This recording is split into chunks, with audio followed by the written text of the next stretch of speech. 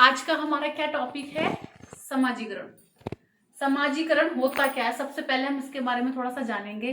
ये आपको थोड़ा सा सुना सुना लगेगा एक डेली यूज की लैंग्वेज में कि समाज क्या कहेगा, समाज में ऐसा नहीं करते। क्यों कहते हैं?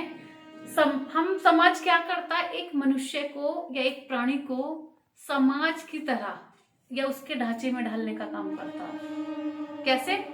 जब मनुष्य समाज में आता है तो वो उसके द्वारा ही या उसी के माध्यम से समाज की जो विभिन्न तरीके की परंपराएं हैं या आप कह दे रीति रिवाज हैं उनको सीखता है। तो वही क्या है?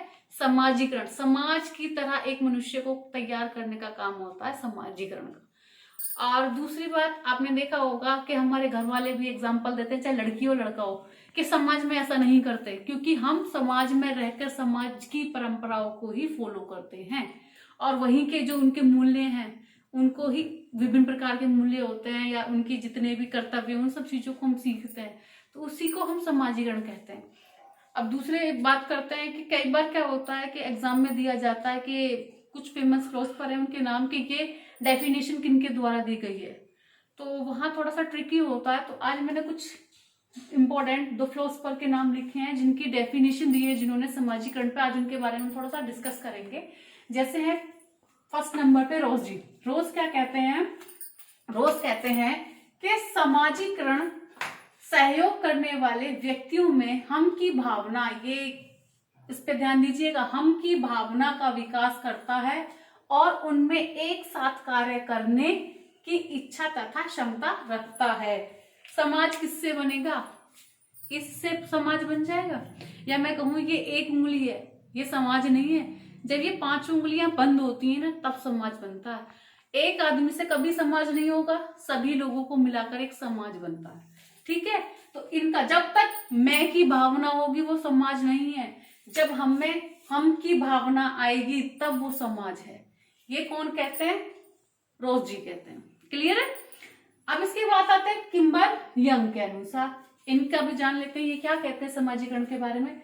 समाजीकरण वह प्रक्रिया है जिसके द्वारा व्यक्ति सामाजिक सांस्कृतिक क्षेत्र में प्रवेश करता है।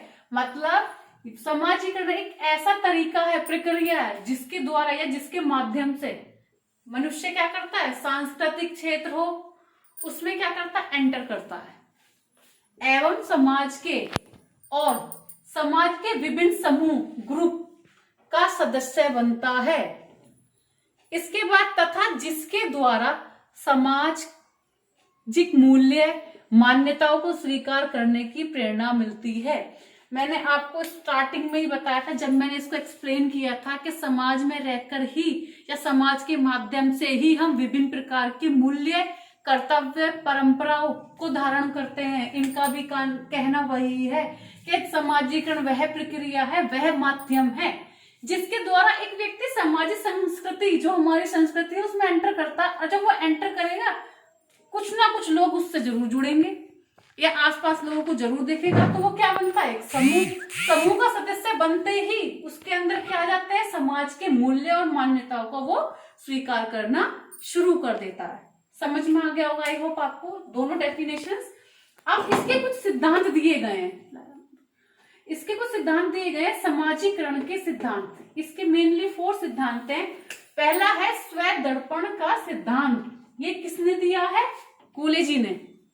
सेकंड है आपका हम का सिद्धांत, इसमें आपको बताया था हम की भावना किसने दी थी, रोज जी ने। तो ये किसकी भावना है, हम की भावना, रोज जी द्वारा।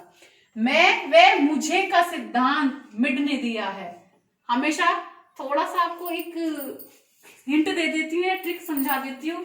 मैं, मिड, मैं और मैं, इसको देखते ही समझ जाना मैं कौन कह रहा है, मिड कह रहे हैं। मैं कौन कहता है, मिड। मैं, इसमें भी मैं है, मुझे में भी मैं है। मैं का सिद्धांत किसने दिया है, मिड ने। इसको आपको इजीली समझ में आएगा। इसके बाद बोला है सामूहिक प्रतिनिधित्व का सिद्धांत, ये किसने दिया है, हमारे दुर्खिम जी ने। आई थिंक आपको ये सारी चीजें क्लियर होंगी। अगर कुछ ऐसा लगे कि समझ नहीं आया हो तो आप कमेंट बॉक्स में लिख सकते हैं। Thank you so much. आगे की वीडियो में हम इसके आगे का कंटिन्यू करेंगे। Thank you.